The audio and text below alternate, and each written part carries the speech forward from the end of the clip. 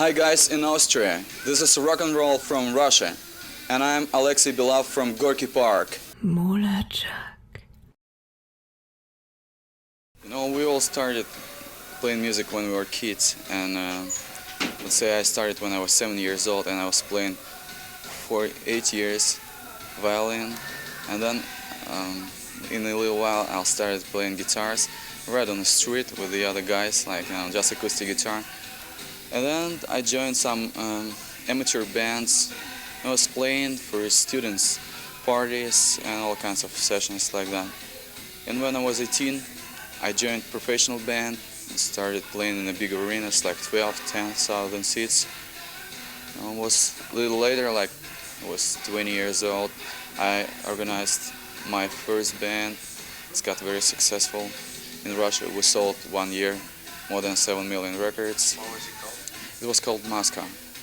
And in a while we got so many problems from officials. Like we started touring and got so many problems. They were saying everything was a problem. You know, our outfit was a problem, hair was a problem, distortion on the guitar was a problem, loudness, kids' reaction, whatever.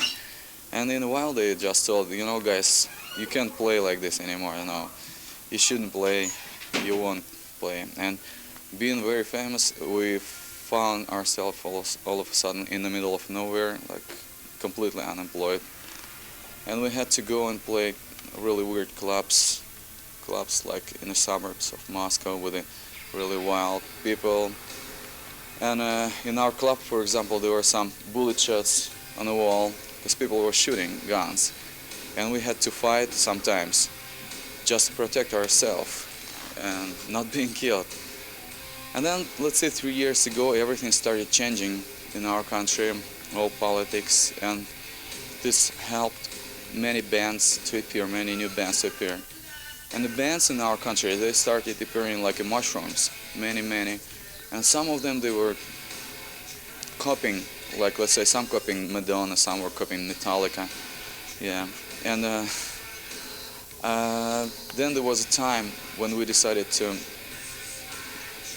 gather a band together which would be able to play for the rest of the world and show the rest of the world that we really can play music. But it was a very important decision for us to decide that this music should be very personal. And you know, because all guys, they're like classically trained musicians in our band, and we knew each other for more than 10 years because we used to work in different bands together. And we all like from the top bands in our country, and together we sold probably a little more than 20 million records. Of course we were not rich because we never got any money from the government, but we didn't expect for that time probably. We got together and we started doing demos, you know. We started doing demos and we did like 10 songs, and some people took our demos abroad, and immediately so many people got interested in the band, and we got signed by some people from the States, but they kept us waiting, we're doing nothing, and in a while we met the other people. It's Dennis Berardi and Trace Thomas. They are now our managers, and Dennis, he owns Kramer Guitar Company, and now he started his own management. He was helping Bon Jovi when they were very young to find the right connection and with the guitars and everything. And so, end of summer '88, we came to United States and we met people from Make a Difference Foundation.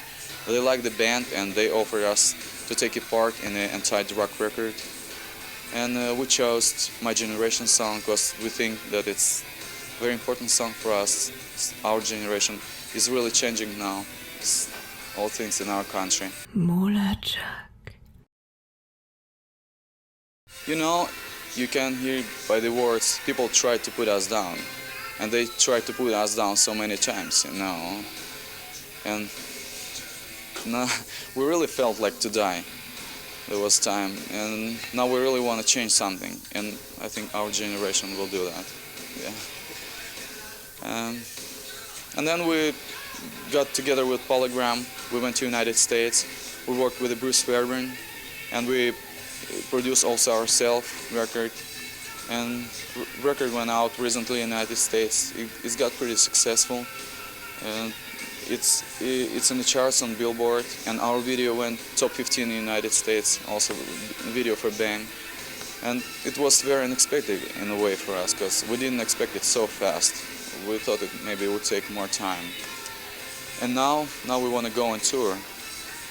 Like in the United States, some cities created much of interest for our band because they sold pretty many records. And we're gonna tour like 30 cities in 1 month,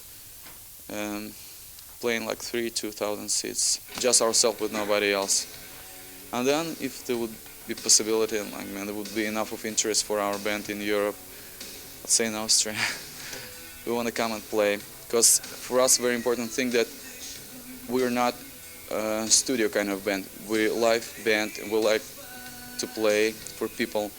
And also, we feel ourselves responsible, very much responsible for such a thing. Like, you know, we're banned from a country which was behind the Iron Curtain for so many years.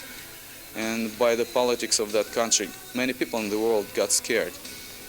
We want to go everywhere. And you know, we don't promote politics. We want to go to people's hearts. And our songs, they about normal people's problems, about all kinds of, you know. And because everywhere people feel the same way. You die, you laugh, you make laugh, and you cry absolutely the same way in every country. And we don't want to go in every country and say people with our music that we love them and there is no way back. And we want to bring peace and maybe to open somebody's minds. And then we want to go back to our country and open up. Actually, their mind's pretty open, but anyway, we're gonna help also. Considering music, they don't care at all. They completely stopped care about anything. Yeah, do whatever you want. Yeah, there's some things now in our country like fighting for power. You know, the oppositions. Yeah, they forgot about music at all, and in a way it's good for musicians, of course. It was funny when officials were taking care of music. And we also were first independent band in Russia, and we're really proud of that. We did everything ourselves. We produced, promote, and managed everything ourselves, and our state didn't spend even 1 cent for us. You know, politics in every country are different, and people are the same. And politicians are those guys who make this life difficult for us and who screwed up so many things. They screwed up people's minds at all. And normal people, they were living the same life in every other country, you know, with the same kind of problem. Okay, in some other country there were more food, in the other country there were less food, but still people were crying. And let's say if your friend would leave you tomorrow, you feel the same way like me if my friend would leave me tomorrow. And people feel absolutely the same way about each other. It doesn't make any difference which country you live.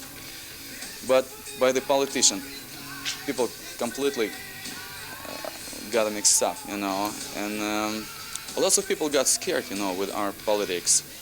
And I can say that when I was a kid, I already never trusted my government, and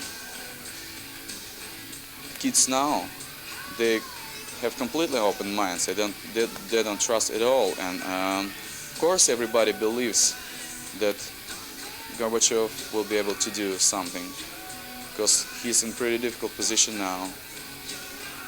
But the major thing for us, that people abroad would understand that people in our country want only peace and love, nothing else.